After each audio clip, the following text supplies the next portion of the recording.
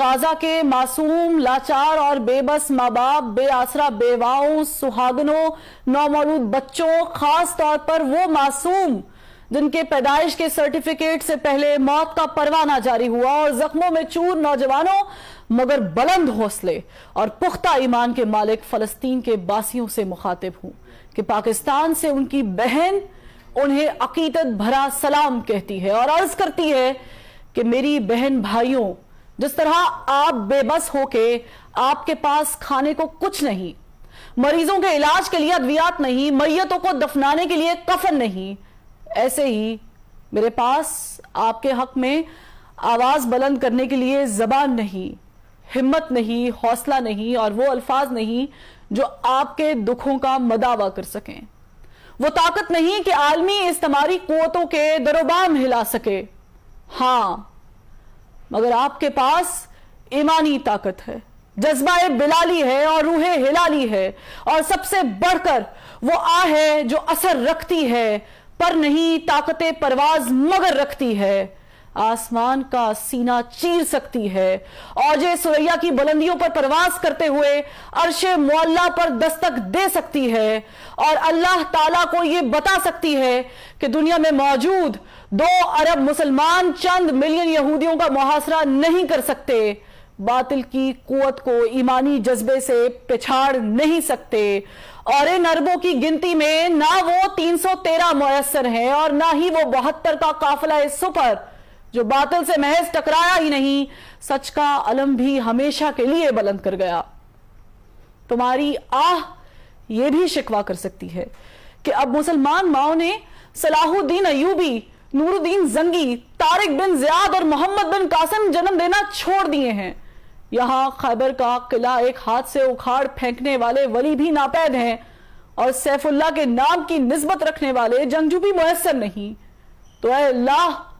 ابابیلوں کا کوئی جھنڈ عطا فرما، کوئی تیز ہوا یا آندھی بھیج، یا پھر کوئی ایسا طوفان جو صہیونی طاقتوں کو نیست و نابود کر دے۔ تمہاری آہو بقا 2 ارب مسلمان کے دل نہیں دھڑکا سکتی، ظالم اور جابر حکمرانوں کے سامنے کلمہ حق نہیں بلند کر سکتی، عالمی انسانی حقوق کی تنظیموں کو نہیں جھنجھوڑ سکتی، UN، OIC اور یورپی یونین جیسی طاقتوں کا زمین نہیں جگا سکتی، مگر یہ عرش معلا کو ہلا سکتی ہے، اللہ کے جلال اور غیظ و غضب کو جلا بخش سکتی ہے، اور جبار و قہار کو اپنی جانب متوجہ کر سکتی ہے، آسمان سے آگ برسوا سکتی ہے، پتھروں کی بارش بھی کروا سکتی ہے، اور برف کے گولے بھی گروا سکتی ہے۔ فلسطین کے بے بس و مجبور و محقور باسیوں، تمہاری داد رسی کو دنیا سے نہیں کوئی آنے والا، تمہارے زخموں کی مرہم پٹی بھی کوئی نہیں کرنے والا، پیاس اور بھوک سے بلکتے تڑپتے بچوں کو کوئی نہیں نوالا دینے والا، تمہاری میتوں پر کوئی کفن بھی نہیں ڈالنے والا، تمہارے اسکول، اسپتال اور پناہ گاہوں کو بھی دنیا کا کوئی معتبر نہیں محفوظ بنانے والا، غرض اس دنیا میں کوئی بھی نہیں تمہارا رکھوالا، کیونکہ اس دنیا کے ٹھیکے داروں کو ڈالر کی بھوک ہے، بارود کے کاروبار کی فکر ہے، عالمی مراسم اور دنیا میں اپنے وقار کی فکر ہے، سپر پاور کے اتحادی ہونے اور ان سے دوستیاں نبھانے کی پرواہ ہے، اور محض اپنی جان کی فکر ہے۔ اے فلسطین کے باسیوں، ہم نے اپنے ایوانوں میں مذمتی قراردادیں پیش کر دی ہیں، عالمی اداروں میں بھی زبردست احتجاج کیا ہے، ریکارڈ ملین مارچ کیے ہیں، سیو غازہ، نو وار اور فری پیلسٹائن کے نعرے بھی بلند کیے ہیں، اور یہی وہ سب کچھ ہے جس کے لیے ہمارے آقا ہمیں اجازت دیتے ہیں۔ وہ استعماری طاقتیں جن کی ہم کٹ پتلیاں ہیں، اس سے آگے کچھ کرنے کی ہمیں اجازت نہیں دیتی، کیونکہ ہماری آنکھیں ڈالر کو ترستی ہیں اور ہمارے دل امریکہ، کینیڈا اور برطانیہ کے ویزے کے لیے دھڑکتے ہیں، اور ہم عالمی پابندیوں سے ڈرتے ہیں، کیونکہ ایک جانب IMF نے ہمارے پاؤں میں زنجیریں ڈال رکھی ہیں تو دوسری جانب یورپی یونین میں GSP+ کا سٹیٹس ہمارے ہاتھوں میں ہتھکڑیاں ڈالے ہوئے ہے، تو سب سے بڑھ کر کے فیٹف کا ہتھوڑا ہمارے سروں پر منڈلا رہا ہے کہ ادھر ہم نے اپنے آقاؤں کی ذرا حکم عدولی کی اور ادھر عالمی پابندیوں کے نام پر ہمارا بھرکس نکال دیا جائے گا۔ ہمیں ڈیفالٹ ڈکلیئر کر دیا جائے گا, ہمیں اچھوت قرار دے دیا جائے گا اور دنیا ہمارا بوائکٹ کر دے گی, کیونکہ ہمارے جسم پر قید ہے, جذبات پہ زنجیریں ہیں, فکر محبوس ہے, گفتار پہ تعزیریں ہیں, اپنی ہمت ہے کہ ہم پھر بھی جیے جاتے ہیں. زندگی کیا کسی مفلس کی قبا ہے جس میں ہر گھڑی درد کے پیوند لگے جاتے ہیں. اے فلسطین کے باسیوں, آج ہماری حالت افریقہ میں معصوم بچے کے فوٹو اتارنے والے کیمرامین کیون کارٹر جیسی ہے, کہ جس نے موت کا شکار ہوتے اس بچے کی محض تصویر بنانے کا انتظار کیا اور اس کے لیے گدھ کو اس کا جسم نوچنے دیا. مگر میرا سر شرم سے جھکا جاتا ہے کہ اس فوٹوگرافر نے غیرت کھا کر بعد ازاں خودکشی کر لی تھی, مگر ہم میں اتنی بھی ہمت نہیں. ہم دیکھ رہے ہیں کہ بڑی بڑی ٹانگوں اور چونچ والے گدھ ہمارے معصوموں کا جسم نوچ رہے ہیں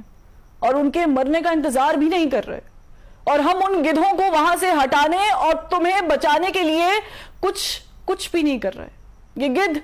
تمہارے اسپتالوں پر بارود برسا رہے ہیں, یہ اسکولوں پر میزائل داغ کر انہیں کھنڈرات بنا رہے ہیں, اور یہ پناہ گزین کیمپوں پر بمباری کر کے تمہاری نسل پر زمین تنگ کر رہے ہیں. یہ تمہیں فلسطین سے نکل جانے کے لیے زبردستی مجبور کر رہے ہیں,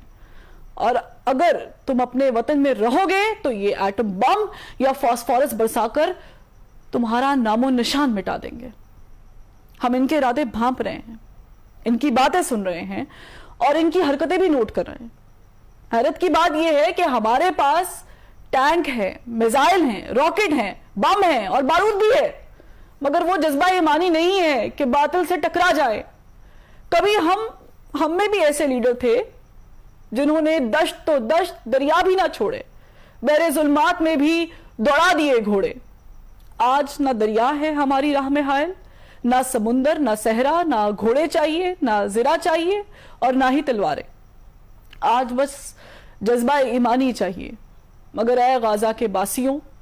جذبہ ہمارے پاس نہیں, وہ ایمانی قوت نہیں, وہ نعرہ تکبیر کی انرجی ہم میں نہیں, اور ایمان کی ایسی طاقت سے بھی شاید ہم محروم ہیں جو آپ کے روم روم میں بھری ہے,